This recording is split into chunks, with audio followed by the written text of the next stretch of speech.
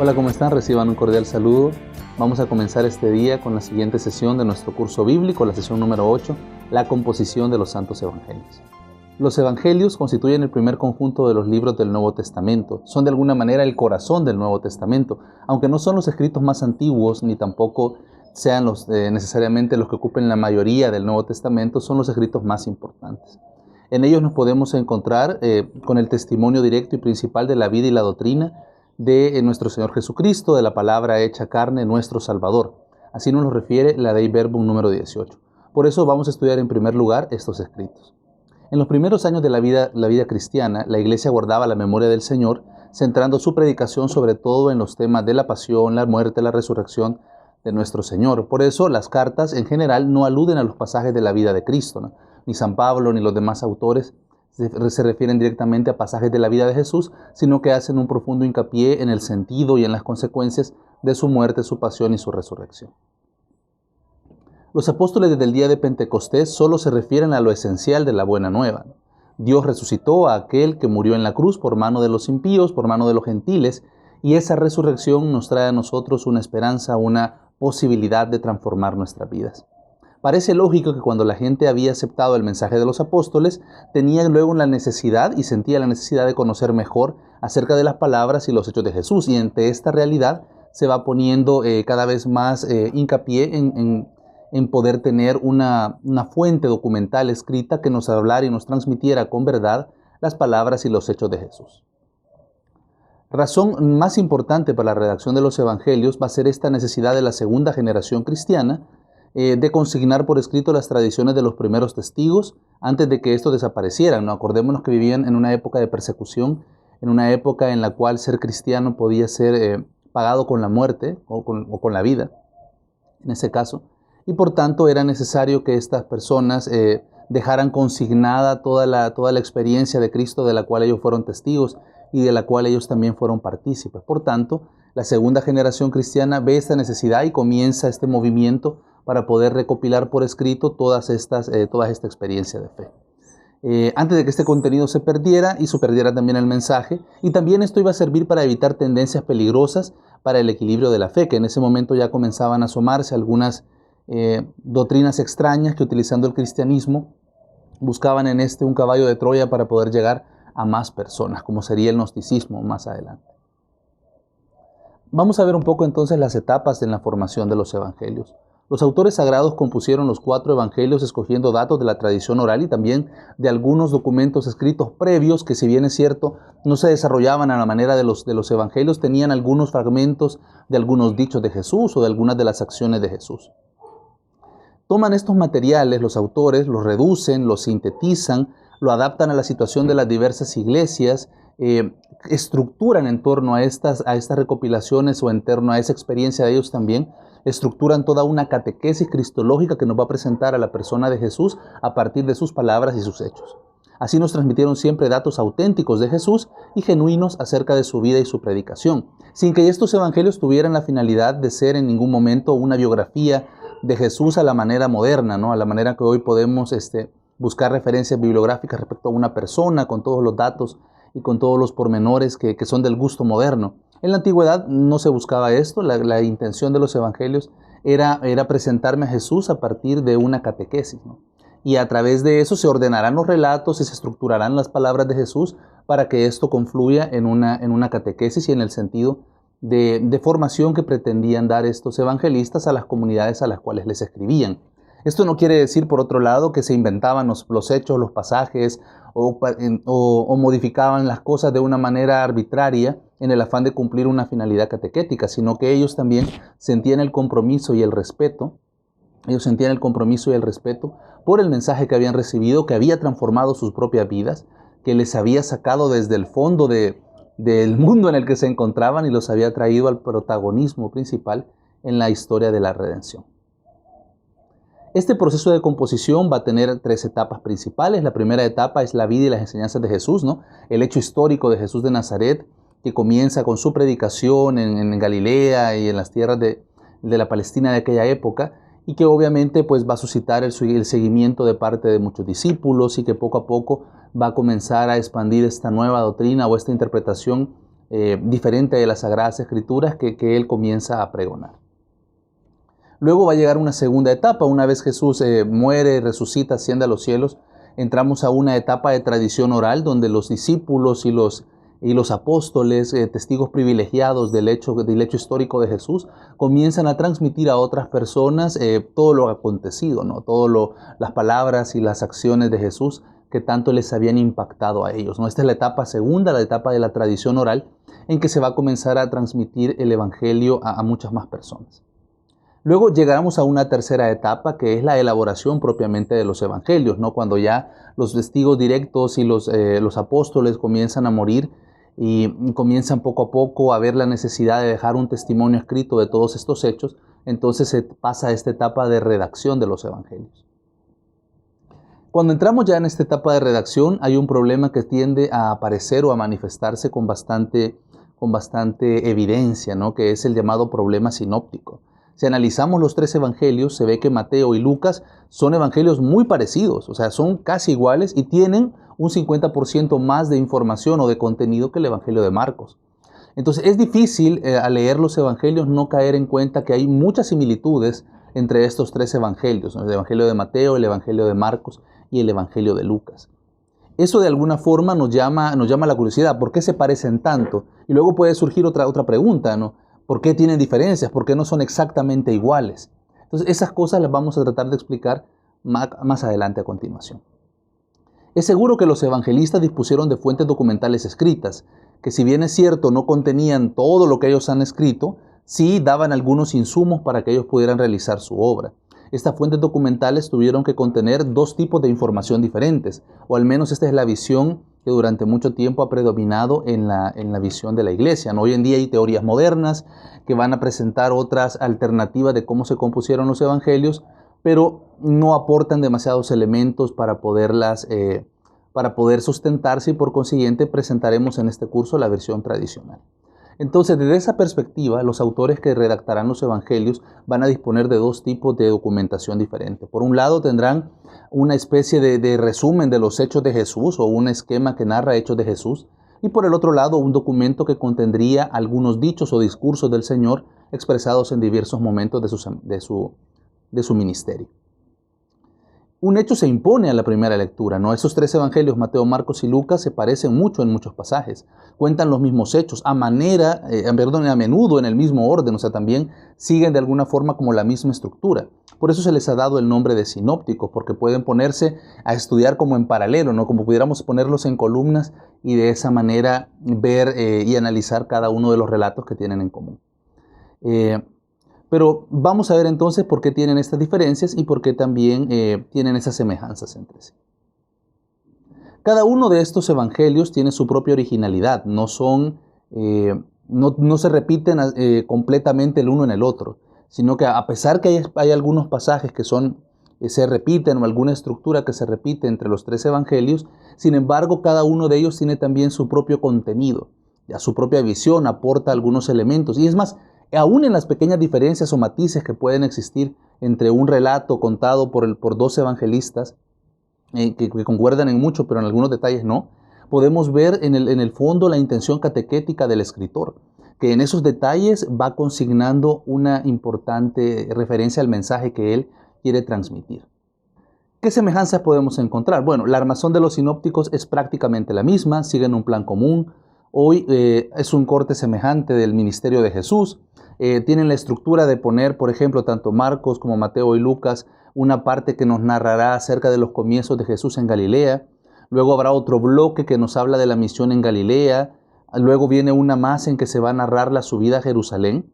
Y por último, todo el ciclo de la pasión, resurrección y muerte del Señor, su ascensión, pues también está consignada en estos evangelios. Podemos ver algunos datos curiosos o algunas cifras que también nos pueden invitar a la reflexión.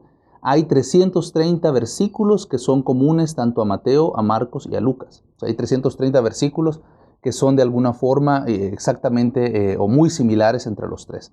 Luego hay 178 versículos que solamente son comunes a Mateo y a Marcos, ya que Lucas no los tiene. 178 versículos que Mateo y Marcos tienen, pero que Lucas no. Hay 100 versículos que únicamente son compartidos por Marcos y Lucas. en los cuales Mateo no tiene ese contenido. Y luego podemos encontrar 230 versículos que son únicamente exclusivos a Mateo y a Lucas. Entonces podemos ver cómo en estos datos nos encontramos las semejanzas y a la vez las diferencias ya reflejadas numéricamente. Propios de cada uno, pues Mateo tiene 330 versículos originales. Marcos tiene 53 versículos propios, que no los tiene ni Mateo ni Lucas. Y Lucas tiene 500 versículos que son exclusivamente suyos, que no se repiten en el Evangelio de Mateo y en el Evangelio de Marcos. Ya, estos datos pues son interesantes a la hora de constatar qué tan similares son entre sí cada uno de los evangelios. Vamos entonces a ver cuál es la teoría que se propone para explicar estas semejanzas y diferencias. Como les mencionaba anteriormente, aunque actualmente existen muchas teorías modernas que proponen otras versiones o otras posibilidades, no tienden a ser tan justificadas como para poder darles total credibilidad. Así que presentaremos a continuación la teoría más tradicional, que es la llamada teoría de las dos fuentes, que aunque no explica completamente el hecho sinóptico de las similitudes y diferencias de los evangelios, sin embargo da algunos elementos bastante coherentes a la hora de estudiar el problema. Según esta teoría de las dos fuentes, tanto Mateo como Lucas son independientes el uno del otro, pero los dos dependerían de alguna manera del Evangelio de Marcos. Hay autores que proponen que posiblemente el primer evangelio en surgir fuese una versión del Evangelio de Marcos mucho más pequeña de la que tenemos nosotros ahora, ya que sería conocido como el primer Evangelio de Marcos o el Proto-Marcos. Este Evangelio de Marcos contendría un resumen de los hechos de Jesús y sería la base a través de la cual el Marcos moderno y además el Evangelio de Lucas y el Evangelio de Mateo pues tendrían acceso a esa colección de hechos de Jesús. Ahora, eso por un lado, ¿no? Este primitivo Evangelio de Marcos sería muy posiblemente el origen o el documento escrito que nos va a narrar acerca de los hechos de Jesús. Pero por otro lado tendríamos una fuente que nos transmitiría más que todo discursos o enseñanzas del Señor que se ha denominado a lo largo de los años la fuente Q. El porqué de esta denominación, por qué se le llama fuente Q a este documento posible, que de hecho nunca se ha encontrado, ¿no? La existencia de este documento llamado fuente Q es más bien una hipótesis, ya que nunca se ha encontrado directamente este documento, pero se cree que muchos de los hechos y discursos de Jesús plasmados en el Evangelio fueron tomados de esa fuente. Entonces, ¿por qué se le designa fuente Q? No es una explicación demasiado compleja. En alemán, la letra con la que inicia la palabra fuente se escribe con Q, y por consiguiente ellos así la han denominado, fuente Q. Es como si en español le hubiéramos puesto la fuente F, ¿no? Por ser la primera letra de la palabra fuente. Este primer intento de solución del proceso de formación y redacción de los evangelios es la teoría de las dos fuentes. Es la explicación más cómoda y segura del problema sinóptico, sin poder responder todas las inquietudes que puede suscitar las semejanzas y diferencias entre los evangelios. La dependencia del Evangelio de Marcos explicaría las cosas en que los tres son paralelos, ¿no? El hecho de que tengan la misma estructura, el hecho de que tengan casi que los mismos relatos narrados, eso sería explicado a través de que dependen los dos, Lucas y Mateo, del Evangelio de Marcos. La dependencia de la fuente Q explicaría que haya textos donde Mateo y Lucas son semejantes, mientras que Marcos no dice nada, porque obviamente en la redacción de este Evangelio no habría influido los dichos de la fuente Q. Tanto Mateo como Lucas tienen pasajes propios, por lo que se deduce que ambos, además de haber tenido el Evangelio de Marcos como una referencia, también tuvieron otras fuentes, ¿no? De hecho, el evangelista Lucas nos dice en su evangelio que él ha investigado por su cuenta, ¿no? Ya he buscado seguramente referencias con otros testigos o con otros miembros de la comunidad primitiva para poder ilustrar los pasajes que él nos transmite. Podemos decir entonces, volviendo un poco a lo que hablábamos al principio, que se habrían dado las cosas más o menos en el siguiente orden, ¿no? Se da el hecho de Jesús, su vida, su ministerio público, sus palabras, sus milagros, su muerte, su resurrección y su ascensión a los cielos. Luego vendría un periodo de predicación oral por parte de los apóstoles, más que todo una predicación querigmática anunciando el misterio de la muerte y redentora de Cristo y de su resurrección y la nueva oportunidad o la nueva etapa que se abre para la humanidad, y que se abre hasta los paganos.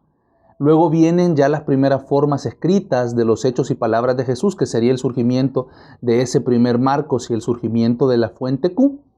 Y luego pues ya con posterioridad, en base a esos documentos y al aporte original que haría tanto luego Mateo como Lucas, viene la redacción de estos evangelios. Vale mencionar que hay algunos que exponen que incluso antes de pensar en un Marcos primitivo había que pensar en una primera versión del Evangelio según San Mateo, que sería todavía mucho más antigua y originalmente escrita en arameo. Y eso propondrían como el primer evangelio en surgir. Eso es obviamente una teoría, solo se las menciono a manera de información, pero que tampoco tiene todos los elementos para poder comprobar que haya sido así. Así que de momento, y por cómo se han dado las investigaciones hasta la fecha, propondríamos la existencia de Marcos y la fuente Q como los posibles documentos en los que se basarían Mateo y Lucas para redactar sus evangelios, más las fuentes originales o más los contenidos originales que ellos tenían. El Evangelio de Juan no entra dentro de esta estructura porque es un evangelio que sigue una estructura diferente, sigue un orden diferente y ha tenido un esquema distinto, es una catequesis con otra finalidad. Ya, entonces, por consiguiente, sigue un camino diferente a estos tres evangelios. En conclusión, podríamos decir que los evangelistas, al escribir estos evangelios, buscaban servir a la iglesia componiendo un relato que garantizara, por un lado, la comprensión por parte de su audiencia de lo que era el mensaje de Jesús y la persona de Jesús, y por otro lado, que guardara una fidelidad con aquel que había llegado a sus vidas y las había transformado completamente. Quedémonos nosotros con esa idea al final y permitámosle también a Dios, a través de las páginas del Evangelio, transformar nuestras vidas. Un ejemplo de estas similitudes y diferencias las podemos encontrar en la narración del milagro de la curación de la suegra de Pedro. Si seguimos tanto el Evangelio de Marcos como el Evangelio de Mateo como el Evangelio de Lucas, vamos a encontrar la misma estructura en la narración del relato, pero habrán pequeñas palabras o pequeños matices que resaltará un evangelista y omitirá el otro, que sin alterar el hecho sustancial del milagro realizado por Jesús, nos van a ayudar a profundizar de mejor manera en las actitudes o en los sentimientos o en la forma de trabajar o de obrar que realizaba Jesús en su ministerio público. Entonces, si nos vamos, por ejemplo, al relato de este milagro en el Evangelio de Marcos, nos dirá que al momento de salir de la sinagoga, Jesús se dirige a la casa de Simón y de Andrés con Santiago y Juan. Aquí nos anuncia que va acompañado por estos apóstoles que van a tomar en este evangelio un protagonismo bastante marcado, ¿no? Acordémonos que está muy fuerte la teoría de que Marcos escribiría su evangelio basado en la predicación oral de Pedro y por consiguiente resaltaría mucho la acción de este apóstol, ¿no?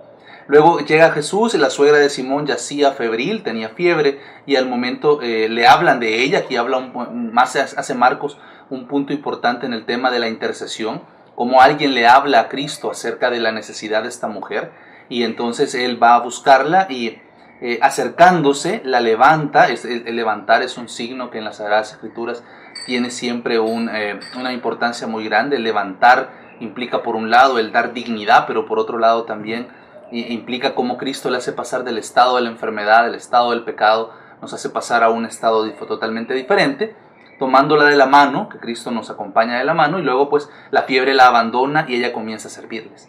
Esa es la estructura que nos propone Marcos, mientras que Mateo, por otro lado, nos va a dar muchos menos datos, va a irse más directamente al contenido de la acción de Jesús.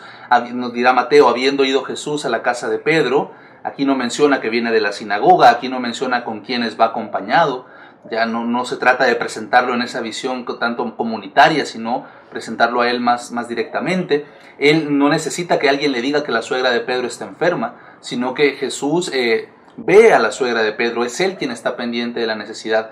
Aquí Mateo está poniendo el acento en una característica de Jesús que él nos quiere transmitir en su catequesis, que es que Cristo mismo está pendiente de las necesidades de nosotros. Ya, eso no quita que ambos relatos sean correctos. Posiblemente a Jesús sí le dijeron que la suegra de Pedro está enfermo, pero posiblemente también él ya lo sabía. O sea, es una realidad de la cual él ya estaba pendiente o en la cual era fácil que él la constatara al llegar al lugar. Entonces luego continúa el relato de Mateo diciéndonos que la ve tendida y la ve con fiebre. Él toca la mano, la deja la fiebre a ella y se levanta y le sirve. Aquí no se habla tanto como en el relato que nos hace Marcos, que él se acerca, que él la levanta, sino que básicamente solo se menciona que él la toca. ¿Ya? Estas diferencias, como les digo, a la larga no cambian en ningún sentido la realidad del milagro, pero sí resaltan algunas actitudes o comportamientos de Jesús de cara a la catequesis que yo quiero dar. Al final, Lucas va a poner sus propios matices. Él nos dirá, levantándose pues de la sinagoga, entró a la casa de Simón. Si nos menciona, al igual que Marcos, de dónde venía, que él llega a la casa de Simón. No nos menciona con quiénes viene, al igual que Mateo, sino que únicamente pasa luego a la realidad de la suegra. Y dice, y la suegra de Simón era presa de una gran fiebre. Le rogaron a él a favor de ella. Él recalca todavía, lo deja más claro todavía, acerca del rol de la intercesión de la comunidad o de los demás en favor de la suegra de Pedro. Describe la acción de Jesús, que se inclina sobre ella, luego le pone a Jesús en una posición de autoridad porque él intimida a la fiebre y la deja la fiebre a la señora. Y por consiguiente al instante ella se levanta y le sirve, ¿no? En lo esencial los tres relatos concuerdan perfectamente, pero estas pequeñas diferencias, lejos de constituir un error, responden más bien a la intención del catequista de resaltar algunas actitudes de Jesús o de la comunidad por encima de otras, a la hora de escoger los elementos que van a componer su relato. Bueno, eso sería todo para esta sesión número 8. Nos vemos en la siguiente. Un saludo.